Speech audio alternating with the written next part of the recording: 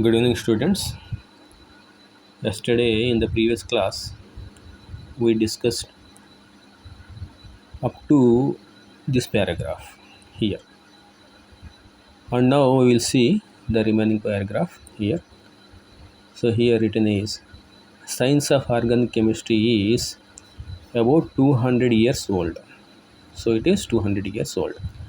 Around the year 1780, chemists began to distinguish between organic compounds obtained from plants and animals and inorganic compounds prepared from mineral sources. That means earlier scientists were thinking that organic compounds are obtained only from animals and plants, and organic compounds are totally different from inorganic compounds, and organic compounds cannot be synthesized or prepared from inorganic sources, inorganic materials. Okay, so Berzelius, a Swedish chemist, that means Sweden country, there he was a chemist, proposed that a vital force was responsible for the formation of organic compounds. Vital force, that means simply they were thinking that organic compounds cannot be prepared from inorganic materials. Some vital force is needed, that means life must be there to prepare the organic compounds. Life containing compounds only containing organic compounds. However, this notion was rejected in 1828 when F. Euler synthesized an organic compound, urea. Urea is an organic compound. So, what Euler had done was he synthesized urea from inorganic material. This is ammonium cyanate. This is ammonium cyanate. Simply he heated that one. So when he heated this inorganic material, he got organic material, urea. That means from that time, whatever that concept was there, that organic materials cannot be synthesized from inorganic materials, was proved wrong. That means organic compounds also, like here, Euler synthesized urea, can be prepared from inorganic material. Here used is ammonium cyanate. So organic material urea is obtained from ammonium cyanate, which is an inorganic material, just by heating it. So the pioneering synthesis of acetic acid by Kolb. So after Euler, he prepared urea in 1828. In 1845, Kolbe prepared acetic acid. Uh, and that of methane by Berthelot. So all these materials were synthesized in the laboratory, showed conclusively that organic compounds could be synthesized from inorganic sources in the laboratory. So whatever concept was there, that was proved wrong. Okay. So now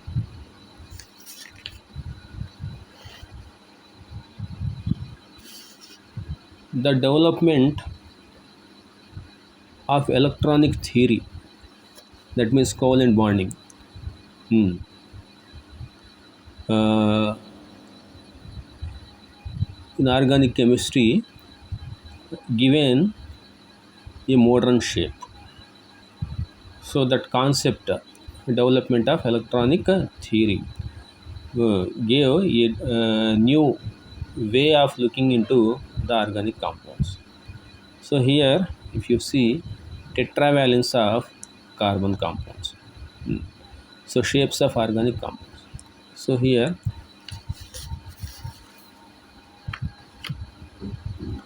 the topic is the shapes of organic compounds. The knowledge of fundamental concepts of molecular structure helps in understanding and predicting the properties of organic compounds. Fundamental concept, that means molecular structure, that means he is talking about shapes of the molecules. So in the previous inorganic topics are there, their hybridization concept was there.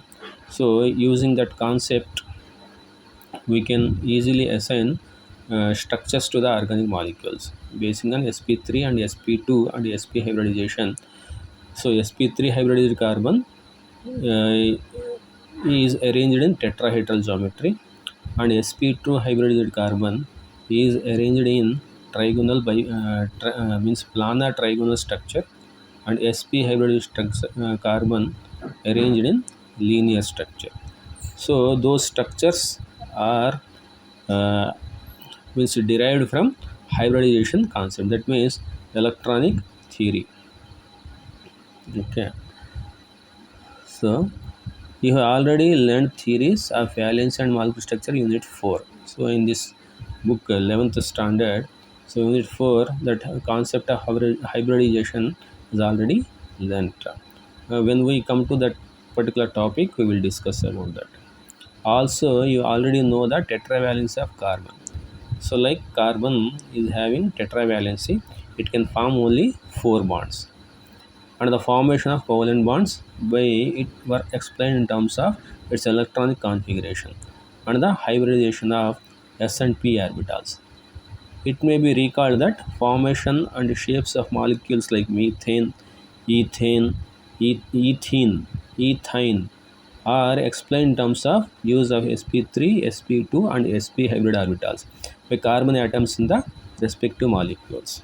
So here those structures of the carbon atoms, carbon molecules, are explained using the concept of hybridization. Here, how to understand the concept of hybridization, that I will explain here. The concept of hybridization. Here, if you see the carbon, its atomic number is 6, and the electronic configuration is 1s2, 2s2, 2p2.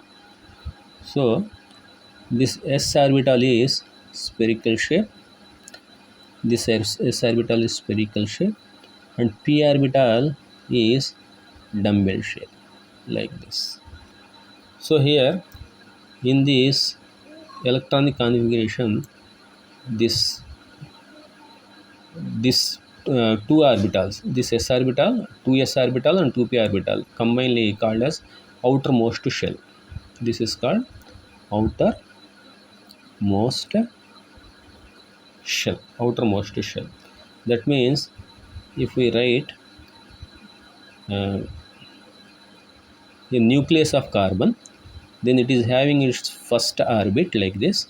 In this orbit, this s orbital is available, like here.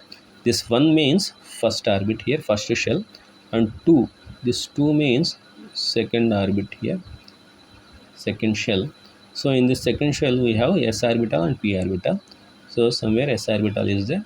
P orbital means 3 orbitals will be there, px, py, pz, like this. And here in 1s orbital 2 electrons are available. In 2s orbital 2 electrons are available. In 2p orbital also 2 electrons are available.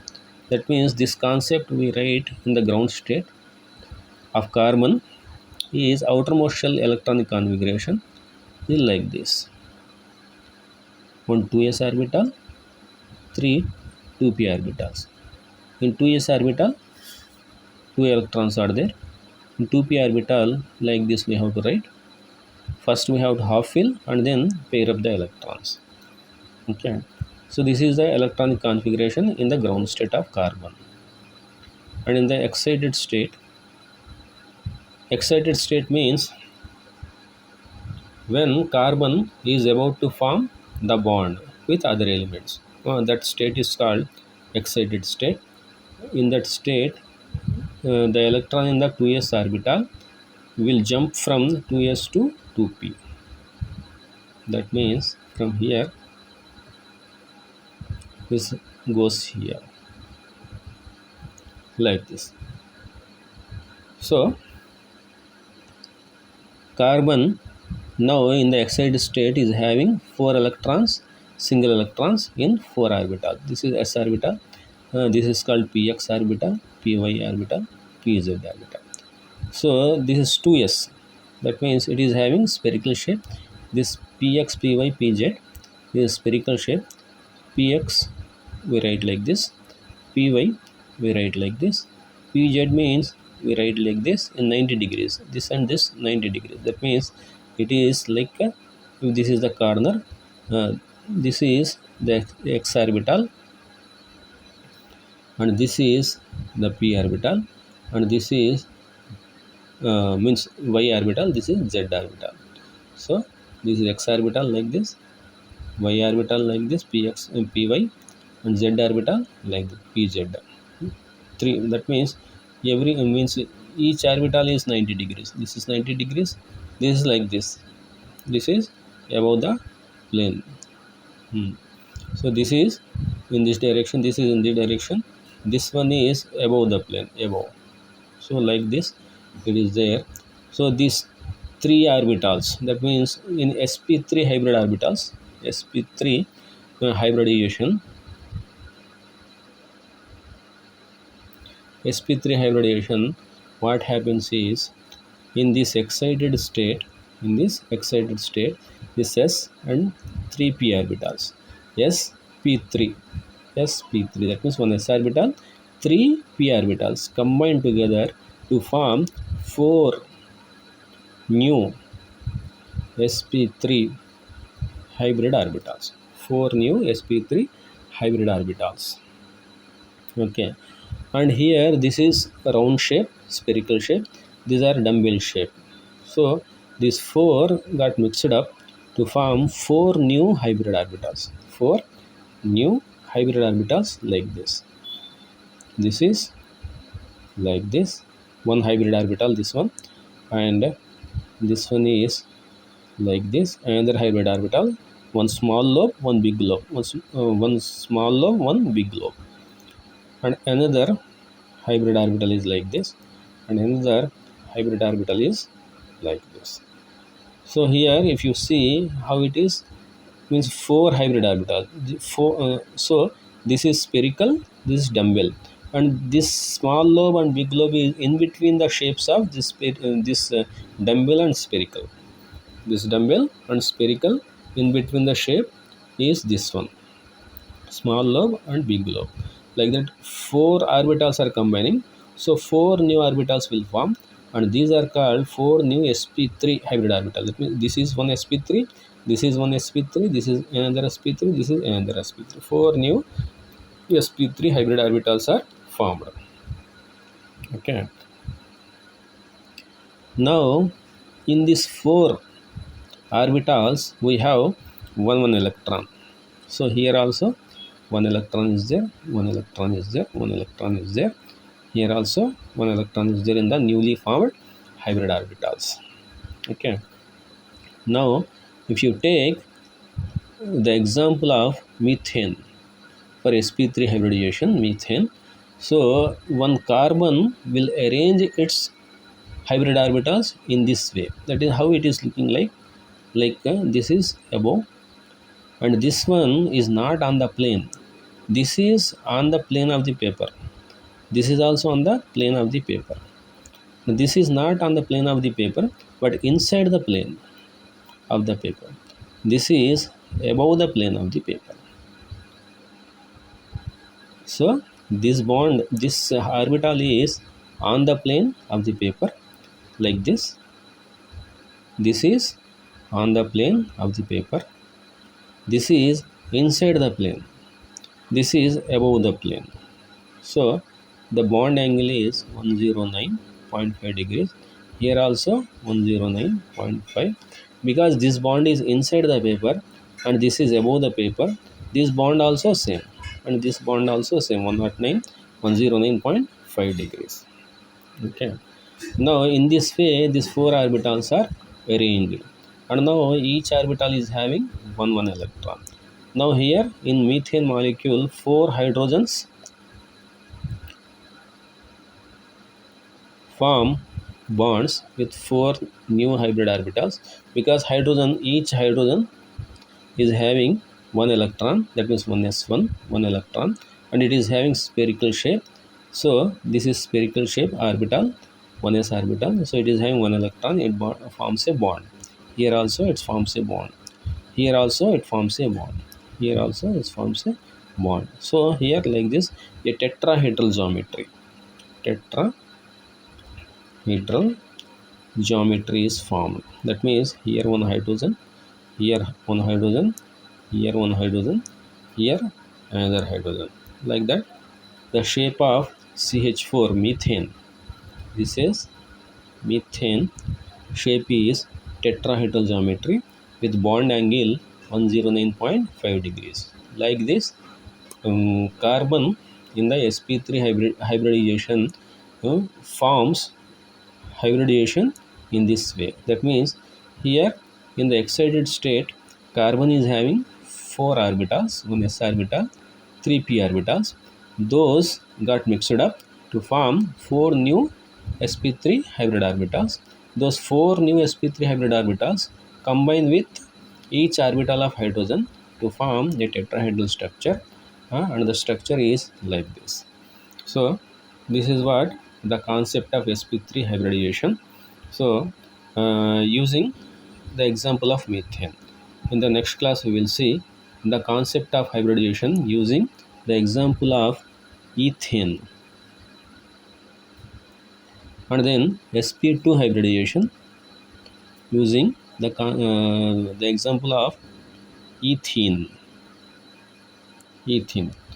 and sp hybridization using the example of ethine.